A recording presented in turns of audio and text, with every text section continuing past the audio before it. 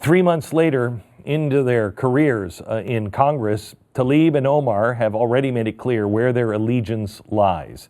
Their most recent decision has cemented that fact. Both women are speaking at banquets for Hamas-linked organization CARE, Council on Islamic Relations. They're going to be speaking this month. And yes, that CARE, the one that the Justice Department listed as an unindicted co-conspirator in funding millions of dollars to the terrorist organization Hamas. On March 17th, Tlaib is speaking at the CARE Michigan annual banquet. In public, Tlaib has made it very clear that her progressive principles are loud and unwavering. Last week, during the Cohen House Committee meeting, Tlaib made a great show of what she supposedly perceived as racism from Republican Mark Meadows, who pointed to Lynn Patton, a black woman who works for Trump, as proof that President Trump isn't racist. Rashida Tlaib deemed that racist itself.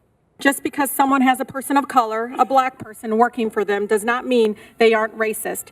And it is insensitive that some would even say it's the fact that someone would actually use a prop, a black woman, in this chamber, in this committee, is alone racist in itself. All right. Never mind the fact that America has repeatedly been deemed one of the least racist, most racially tolerant places on earth. Tlaib's showboating reminds me of the quote from Thomas Sowell, who said, "Racism is not dead, it's just on life support, kept alive by politicians and race hustlers and people who get a sense of superiority by denouncing others as racists." Now, Tlaib bills herself as a progressive, but I'm pretty sure those who like Sharia law aren't really that progressive. She said the voters last night elected progressive fighters to hold Trump and the Republicans accountable. That's our mandate, and that's what I intend to do. The people of courageous representatives who won't back down. Now, she's been vocal about her support of the LGBT community, which, again, doesn't make sense. If you're so devout to Islam that you're wearing a hijab, I don't know how you get away with gay rights. Unbelievable, she wrote. Let's continue the dialogue. Not enough on at One Tough Nerd. You can do more to protect our LGBT rights and neighbors. All right.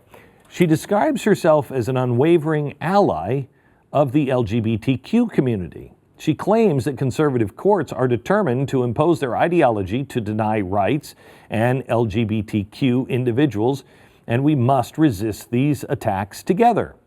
She celebrates herself as a feminist. Well, not with Sharia law around. Surely she would unequivocally stand by those principles, right? Well, at the banquet later this month, she's going to be joined by Omar Suleiman. He is a self-described student of Malcolm X and an imam with links to the Muslim Brotherhood, a man who has regularly espoused views that are, quote, unprogressive, to say the least. Like this. Allah doesn't just own 20 guns, Allah owns hellfire. So you better be careful. You're overstepping your bounds. Sisters, the same thing happens too, because you know what happens with a really jealous dad? He kills you and he kills the guy. So you are offending Allah subhanahu wa ta'ala whenever you make yourself promiscuous or whenever you open yourself up to that relationship. What woman in America doesn't love a good talk on honor killings? That's what he's talking about. Women being murdered for being promiscuous, which could be as simple as not wearing the hijab or not accepting a forced marriage. He's also called for mandatory hijabs. Women need them, he warns, or else they risk being subjected to an incestuous relationship. Oh, I love that. My sisters never wore a hijab, and I never wanted to bed them. This is a blatant example of victim blaming, far more than she was asking for it, because look at the way she was dressed. He has insisted that homosexuality should be punished by death. How are they speaking at the same conference? He regularly promotes men having concubines and sex slaves. And in case you weren't convinced already, Linda Sarsour loves this guy. Yeah, nothing new for Tlaib. She has regularly made appearances alongside virulent anti-Semites, homophobes, misogynists, actual misogynists, In September of last year, she spoke at the Islamic Society of North America's annual conference alongside a group of extremists whose views are completely at odds with Tlaib. Okay, so what does that mean?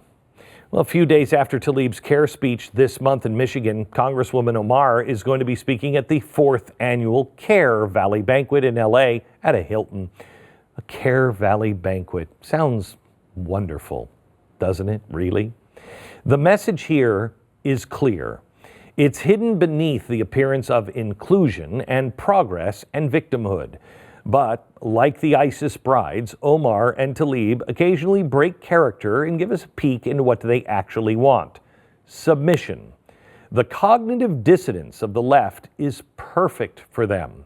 They can say and do whatever they want, and their submissive colleagues will not stop them. When Omar and Tlaib look at America from their seats in the House of Representatives, they aren't actually dreaming of a more inclusive, LGBT-friendly utopia. They can't be. They're looking at an America and saying, "Submit, America, or else."